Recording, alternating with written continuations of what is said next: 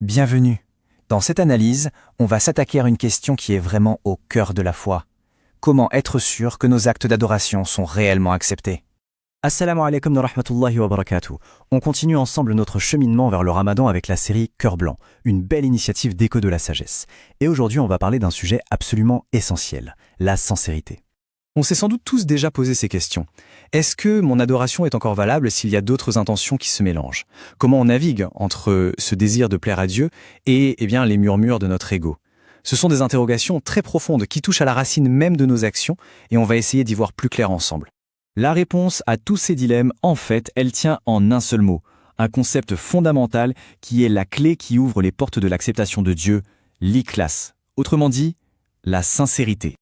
Ok, alors allons-y, pour résumer toute cette question en une phrase. Pour se libérer, pour être sauvé, pour que les choses s'arrangent, il n'y a qu'une seule voie, c'est de se consacrer entièrement, purement, à Dieu seul. Et ce principe, on le voit magnifiquement illustré dans le Coran.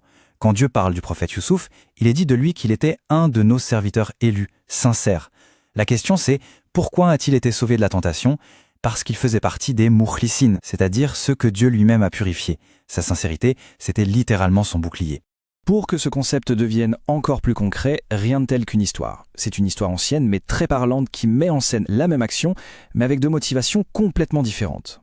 Alors, suivez bien cette histoire. Au début, étape 1, on a un homme pieux. Son intention est pure, c'est pour Dieu qu'il décide d'aller abattre un arbre que des gens adoraient. Étape 2, le diable se présente. Il n'arrive pas à le battre, alors il lui propose un marché. Je te donne 2 pièces d'or par jour et tu laisses cet arbre tranquille. L'homme accepte. Mais, étape 3, quand l'argent s'arrête, son motif change. Il y retourne, mais cette fois, il est en colère, pour l'argent. Et le résultat, étape 4, le diable le terrasse sans aucun effort. Et c'est le diable lui-même qui lui donne la leçon. Il lui dit « La première fois, ta colère était pour Dieu, et je n'avais aucune prise sur toi. La deuxième fois, ta colère était pour les pièces d'or, et là je t'ai eu. L'action était la même, abattre un arbre. Mais l'intention a absolument tout changé. » D'accord, c'est une super histoire. Mais concrètement, dans notre vie de tous les jours, comment on applique ça? Comment on gère ce mal spirituel bien connu qu'on appelle le riya, c'est-à-dire l'ostentation, le fait de vouloir être vu? Alors c'est quoi l'ikhlas au fond? Les savants nous donnent une définition qui est d'une simplicité et d'une profondeur incroyable. C'est oublier le regard des autres, parce qu'on est constamment concentré sur le regard du Créateur.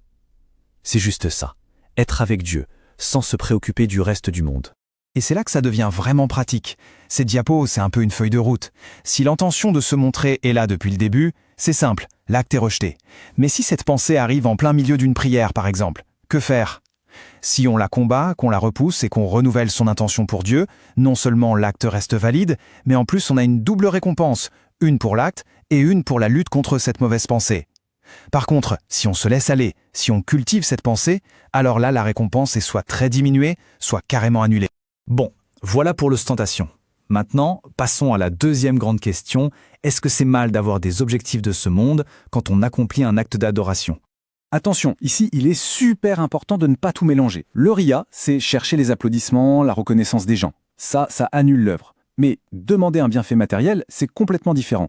Là, on se tourne vers Dieu, le pourvoyeur, pour lui demander quelque chose. L'un s'adresse à la créature, l'autre s'adresse au créateur. La différence est fondamentale. Alors comment on combine les deux de la bonne manière? La règle d'or, c'est la hiérarchie. La base, la fondation de l'acte, doit être uniquement de plaire à Dieu. C'est le moteur principal, le numéro 1. Ensuite, à cette intention de base, on peut attacher une intention secondaire, une demande pour un bien de ce monde, avoir des enfants, trouver du travail, la guérison. Et d'ailleurs, la preuve que c'est permis, on la trouve noir sur blanc dans le Coran. Dieu lui-même nous encourage à implorer son pardon et il relie directement cet acte d'adoration à des bienfaits très concrets. La pluie, la richesse, les enfants. Le point de départ est l'adoration, mais les bénéfices de ce monde peuvent en découler. C'est donc tout à fait légitime de lier les deux, tant que l'ordre des priorités est respecté.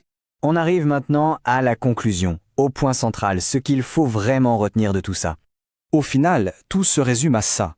Qu'est-ce qui nous pousse à agir? La raison première de notre prière, de notre jeûne, de notre aumône, ça doit être la recherche de l'agrément de Dieu. Si cette base est solide comme le roc, alors les espoirs pour des bénéfices matériels qui viennent se greffer dessus ne corrompent pas l'acte. Au contraire, ils deviennent une forme de supplication intégrée à notre adoration. Et on va se quitter là-dessus, avec cette question à méditer. Avant chaque acte, avant la prochaine prière, avant le prochain don, Prenons juste une seconde pour nous demander, au fond, quelle est la véritable fondation de mon intention là, maintenant. Puisse Dieu nous accorder à tous une sincérité parfaite dans nos paroles